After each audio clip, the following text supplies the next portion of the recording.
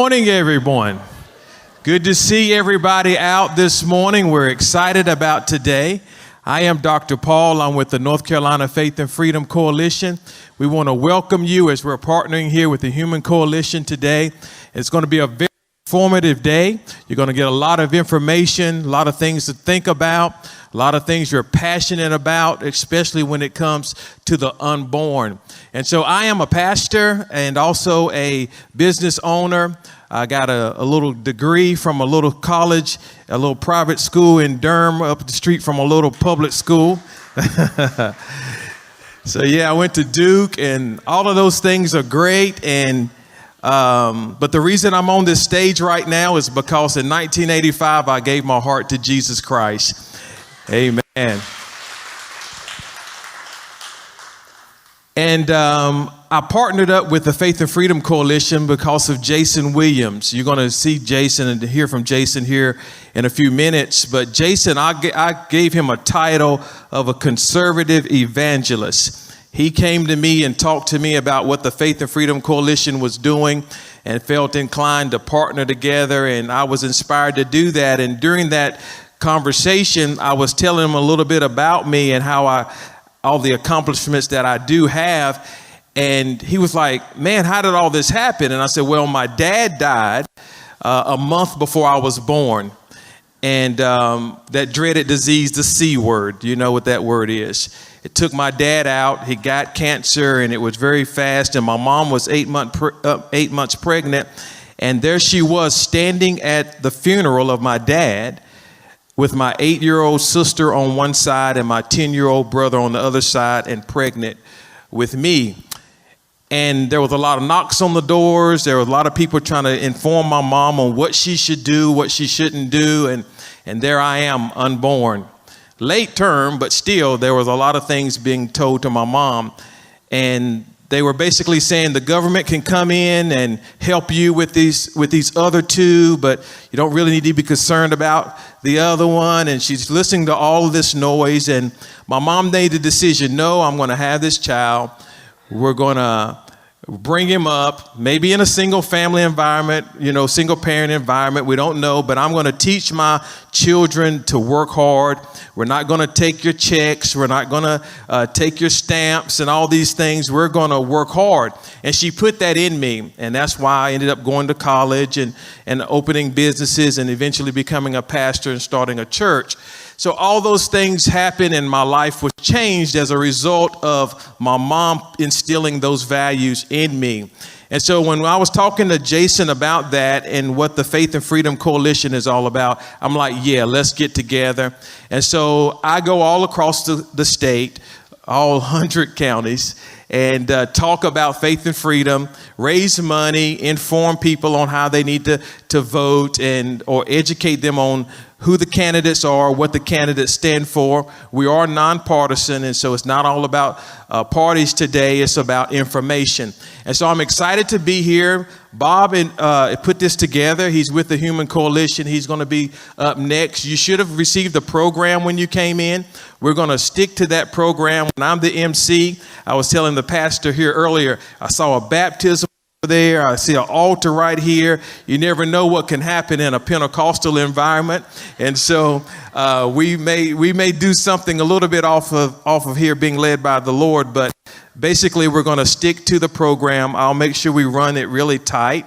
We're starting a little bit late, but I want to let everyone know, if you exit out of the auditorium, to your immediate left is a hallway. The bathrooms are there on the right. We're going to have a few breaks, and there's going to be a lot of time to interact and maybe some Q&A during the day, but we will follow the program. So at this time, I'm going to ask Bob Touchton to come up. Bob is the Regional Director of Government Partnerships at the Human Coalition. He's become a friend. We've had meals together. We've had time to chat about our partnership. So please welcome Bob to the stage.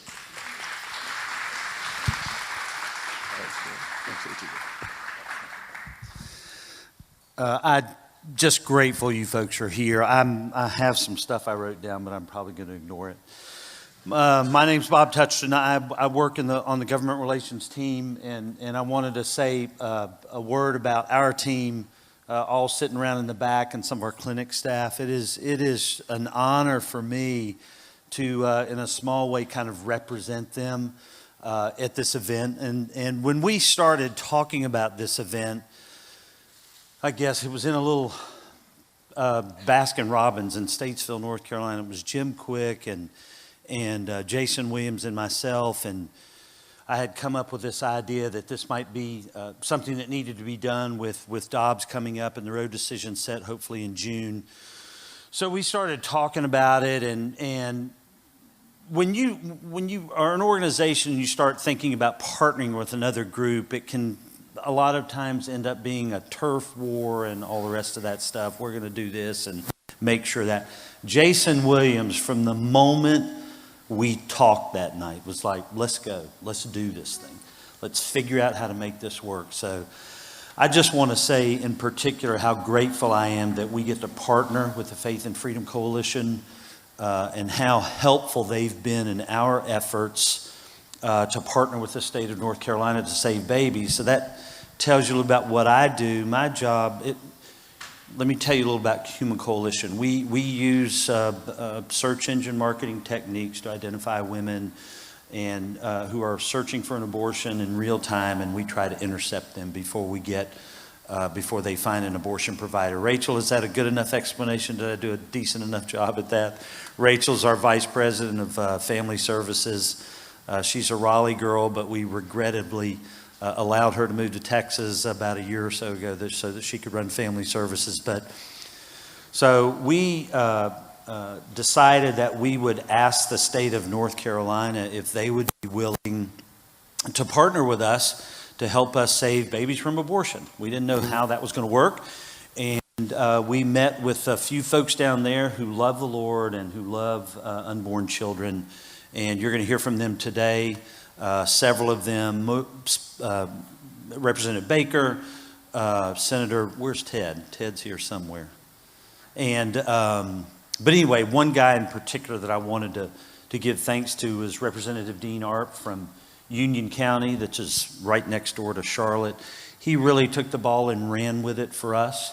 And this year we're in the budget with the state of North Carolina. So for those, I assume everyone here is a North Carolina resident, your tax dollars are actually going to help us save babies from abortion.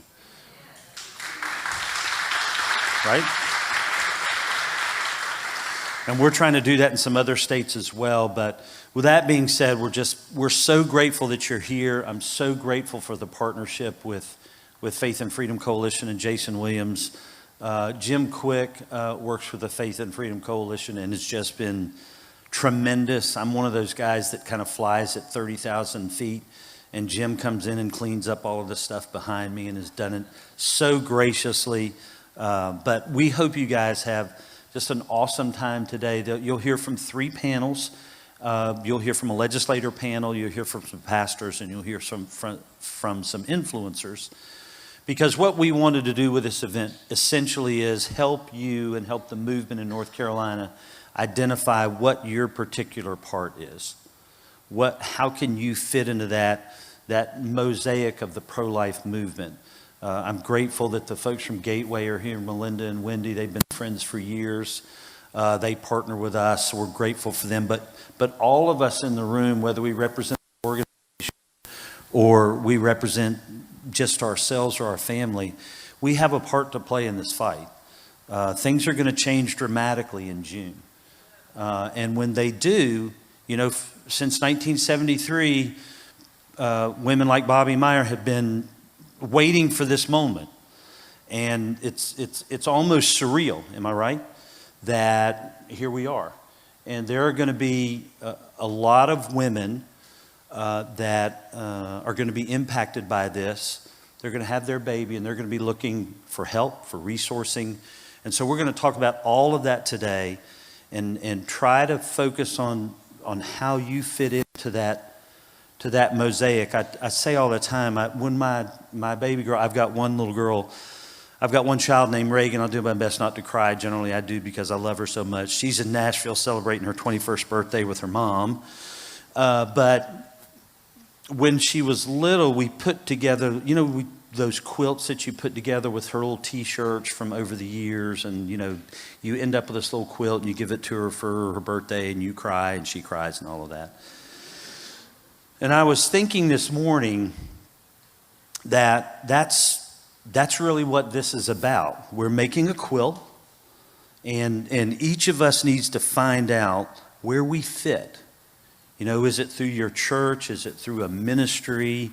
Where do we fit? Because not one of us, Gateway can't do it alone, Human Coalition can't do it alone, Faith and Freedom can't do it alone.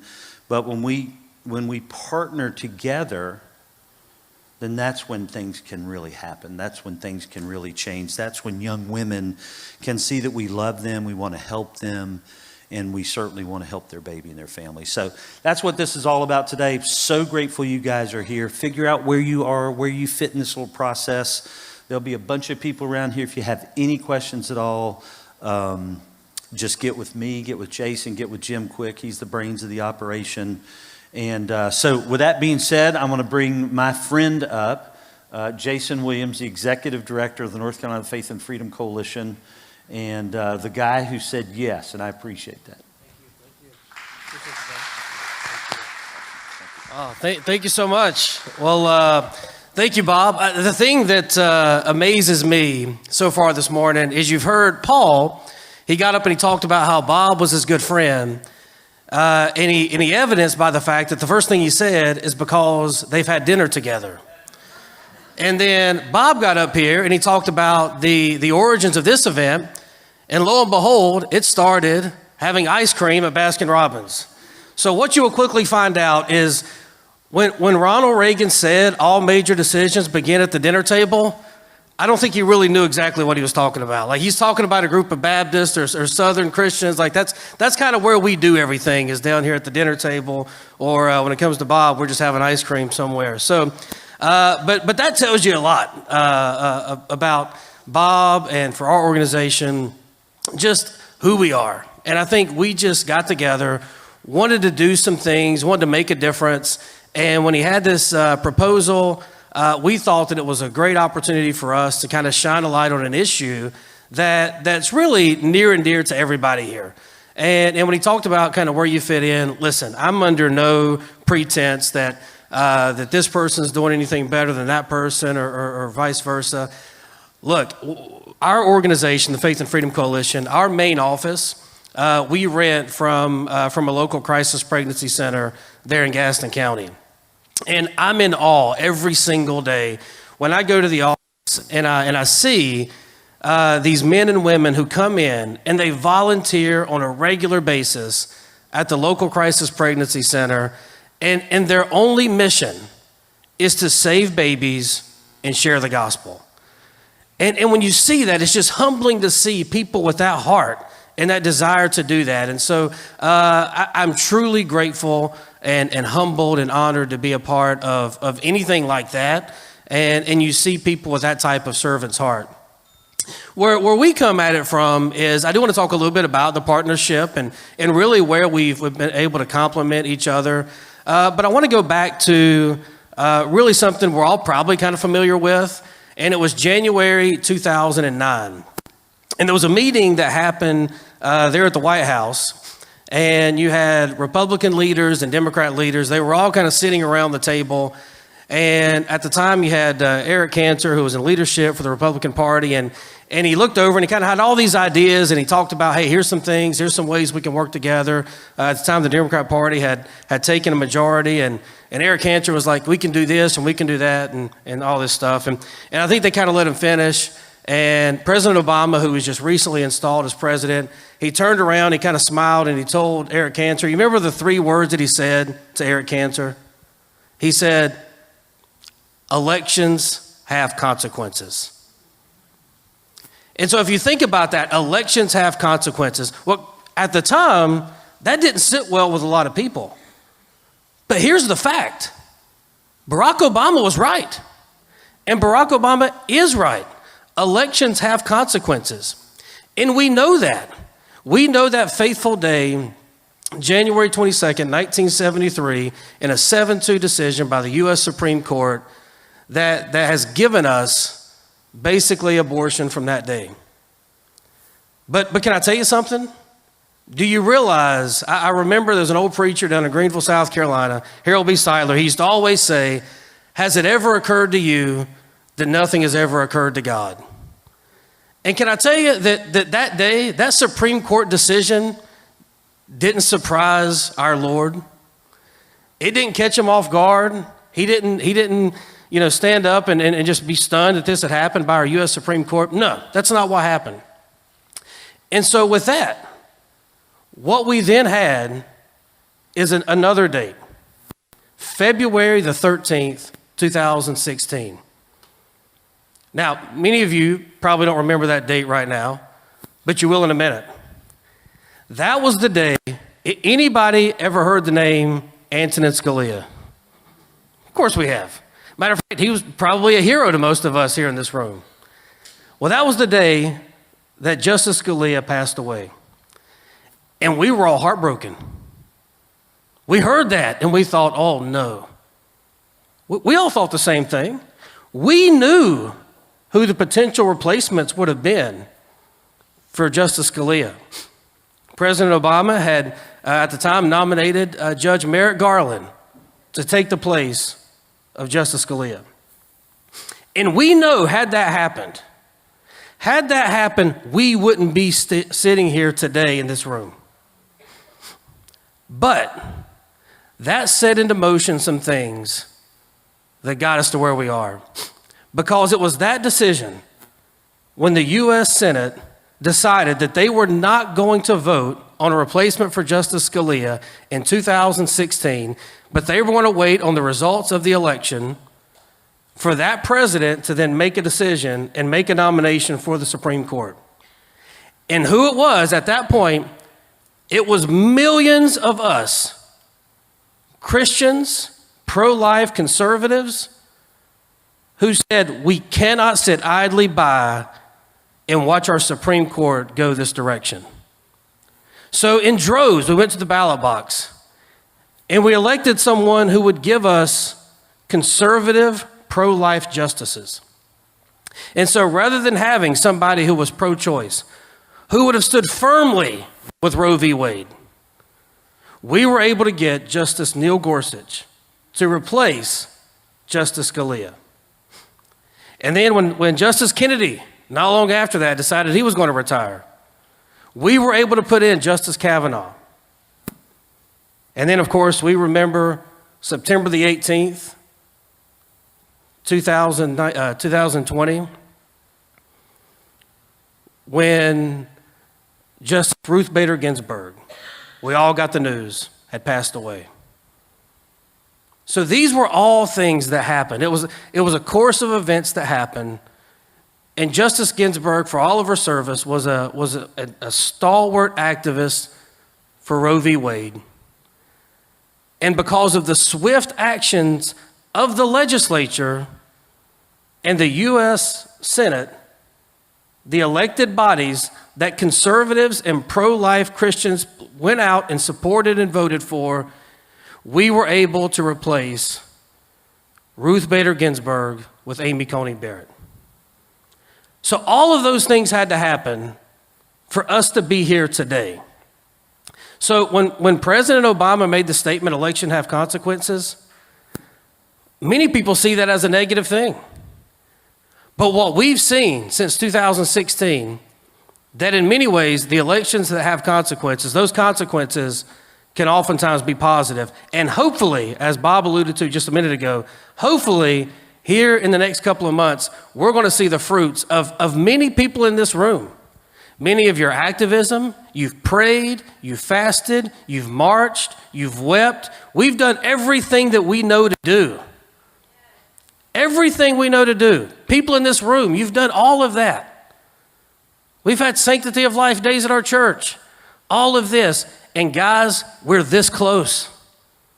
We're this close. And so if God answers our prayer this summer when the news comes down, we can finally be able to put an end to abortion in North Carolina.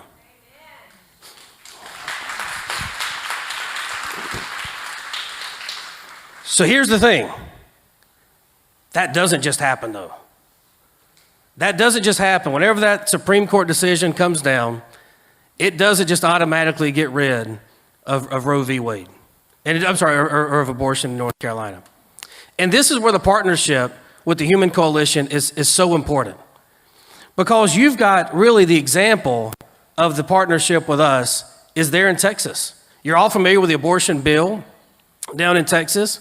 And you're going to hear from Chelsea here in a little bit and some of the other guys from the Human Coalition. And I can't say enough about their team. These guys are top-notch people, true salt of the earth, doing God's work. And we are truly, it's an honor for them to want to partner with us. And so when you had in Texas, when they helped craft this bill, they went to a gentleman by the name of Brian Hughes.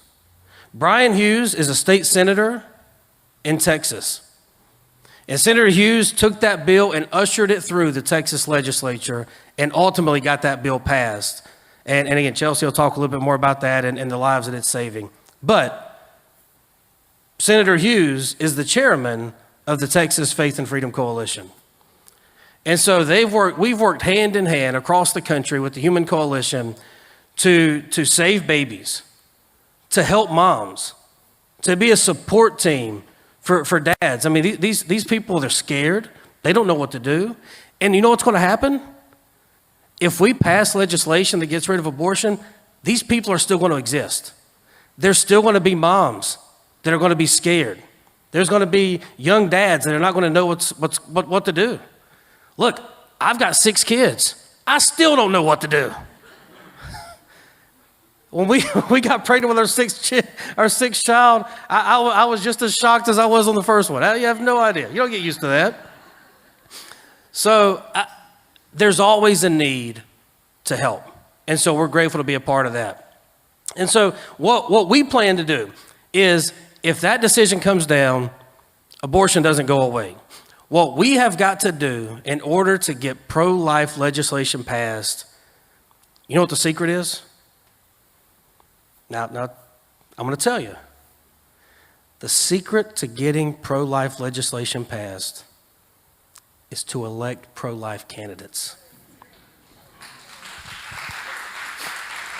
Yeah, that's the secret formula. That's what it is. And so what we're going to do, what the Faith and Freedom Coalition is going to do in North Carolina alone, notwithstanding across the country, but in North Carolina alone, we've got a database of 1.8 million evangelical and pro-life conservative Catholic voters across the state. And we plan on going to them in what is truly going to be, this is not just hyperbole, what is truly going to be the most important midterm election in my lifetime, because for the first time ever, abortion is truly on the ballot this year. And so this is the importance. What we're going to do is we're going to go to those 1.8 million voters, and we're going to go knock on their doors. We're going to knock on the doors of at least 450,000 of those 1.8 million voters. We're going to send them text messages. We're going to send them text messages when early voting starts. We're going to send them text messages the week after early voting started. We're going to send them text messages the week before Election Day, the day before Election Day, and on Election Day until they go and vote, and then we can take them out of our system. But we're going to make sure that they get that. They can click on the links, find out where they can go vote. They can click the link and look at our voter guide. So we're going to go out there and educate them. We're going to have our voter guides. And I want you to go out there to our table and get one of our voter guides. You'll see this is the one we had in 2020. And so we'll have one of these in 2022. And so we put these on the doors, or we hand these out to people when we're knocking on the doors. We will have these voter guides in over 2,200 churches across North Carolina this year. And so what we plan on doing is whatever it takes. Whatever it takes to get a veto-proof majority so that we can start the process to enact pro-life legislation that will lead ultimately to putting an end to abortion in the state of North Carolina. So we're really excited about that, and we're really grateful. I'll be honest with you. We've got some of the best legislators in the country, and you're going to hear from some of them here today, and we're grateful just to team with them and just be a part of their support staff, and we're just excited to have them here. But these guys need help. They need reinforcements, and right now, we need to make sure that we send enough people to our General Assembly who believe like we do, that share our view that abortion is not health care. Abortion is not health care. Abortion is not women's rights. Abortion is murder. And we need to send people to the General Assembly that share that view. So anyway, if you have any questions, see us at our table. Be happy to answer all that. We're very grateful to partner with Human Coalition and those of you that represent Love Life, the pregnancy centers. Thank you so much for what you do. You guys are really the ones on the front lines making a difference, saving babies, and helping moms. So thank you so much for being here today and being a part of this.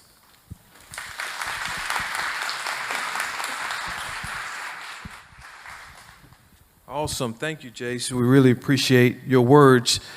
Up next is Rachel Lane. She's going to come and talk to us. She is currently the vice president of the Family Services of Human Coalition.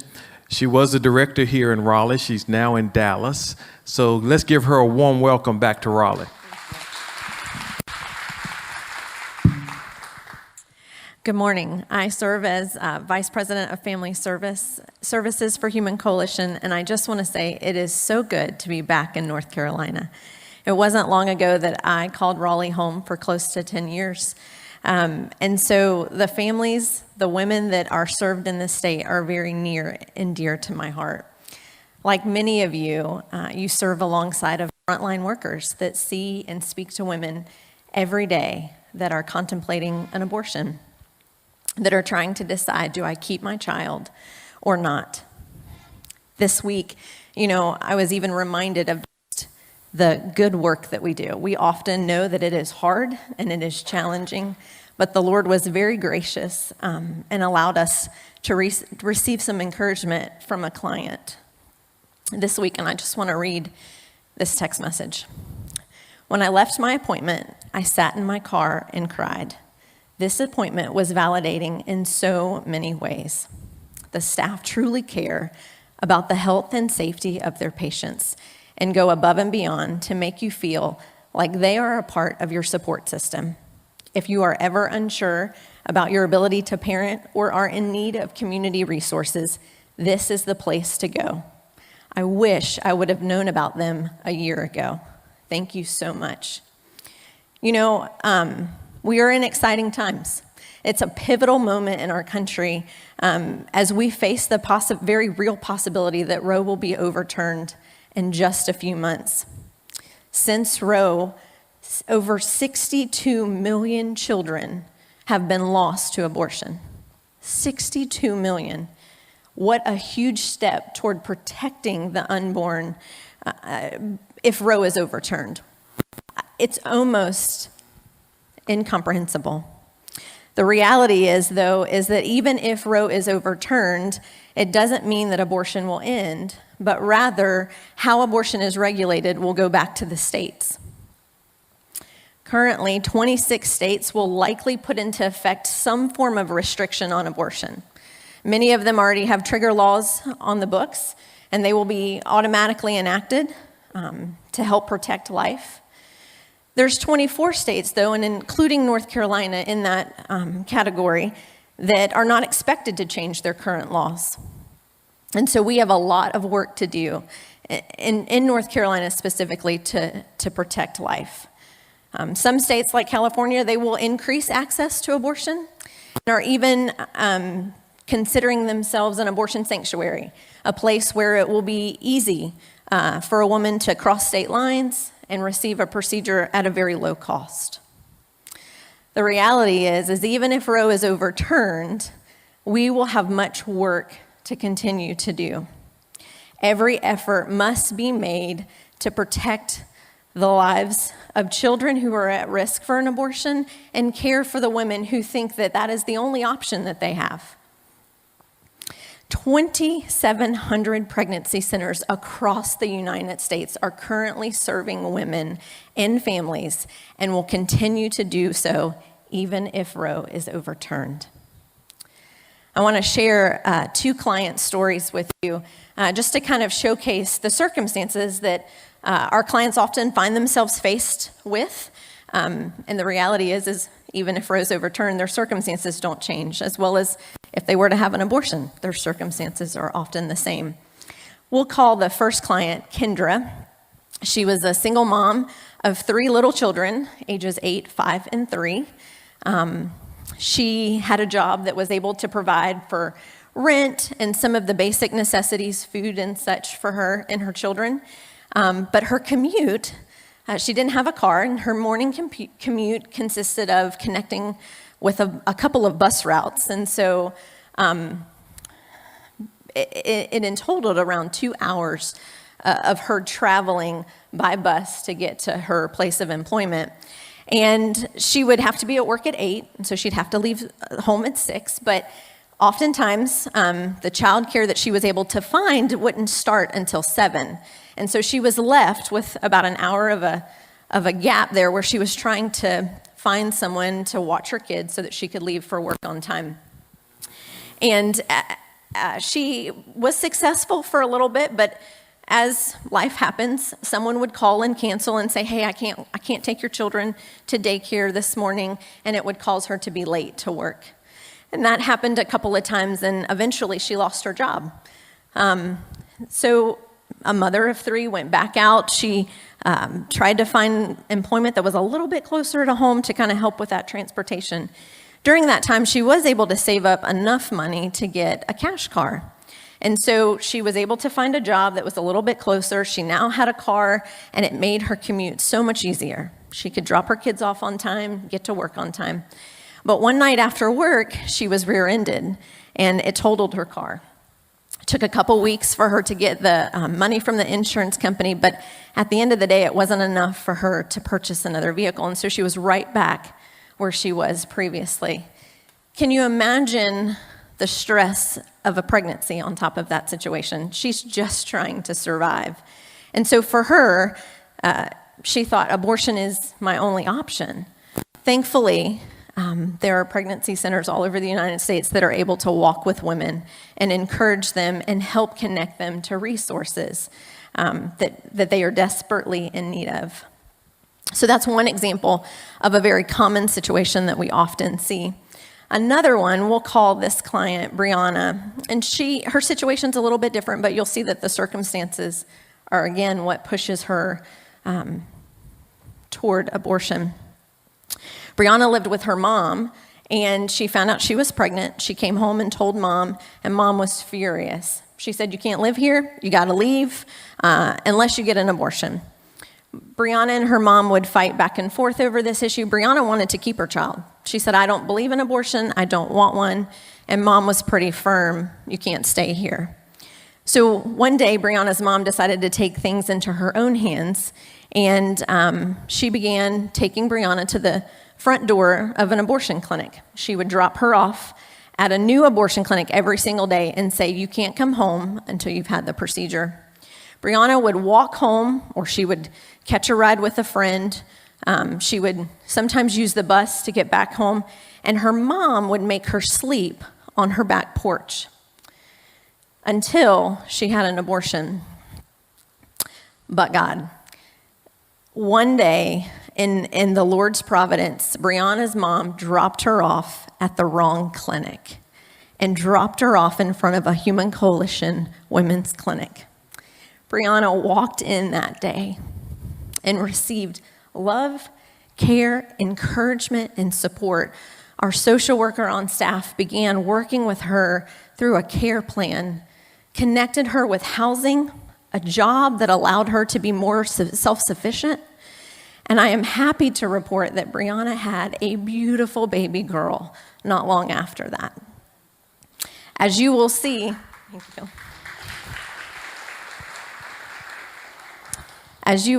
it is these circumstances that often pressure and push women toward thinking abortion is her only option. 75% of the women that we speak with say that they would rather keep their baby if their circumstances were different. The circumstances that cause her to seek an abortion or want an abortion won't go away after Roe. These women want to parent their children, but the circumstances make them seem like it's impossible. we get to come alongside of them and make it possible for her to parent. Human Coalition's national rescue system is equipped to meet the tangible needs of women and children, provide them help and hope that empowers them to choose life. In North Carolina, 30,000 abortions happen every year. 30,000 lives are lost. More restrictions are needed to help protect babies before 20 weeks. Recently, the state of North Carolina approved a grant to help us reach more women, rescue more babies, and stabilize more families through our Continuum of Care program. We are so thankful for this opportunity to partner with the state to serve more women. North Carolina has incredible pro-life citizens, leaders, legislators that are fighting to protect the preborn children. We look forward to the day when abortion is unthinkable and unnecessary in North Carolina. Thank you.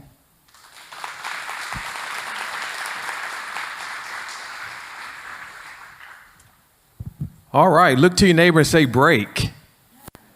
All right, we're going to take about a 10 to 15 minute break here. We want to encourage everyone to go out and go to the product tables and the booths and see some of those things. Also have a time to use the restroom, grab something to drink. Before we go to break, I wanted to give away this book. This is a book that I wrote called Black Lives Matter. It was all about the lies that had been told to the black community. I just want to read one little portion right quick. It says that our nation is facing a tremendous dilemma, and that dilemma is fatherless homes. And one of the black lies told to Black America is that 1,000 black babies are dying a day from crime, but really 1,000 black babies are dying a day from abortion. And so I write about the absence of the father in the home. So I'd love if anyone wanted to pick up one of these. They're at our table in the back, and all the proceeds are $25. I'll sign one for you. All the proceeds are going to go to the Faith and Freedom Coalition and the Human Coalition. So go take a break, enjoy your break.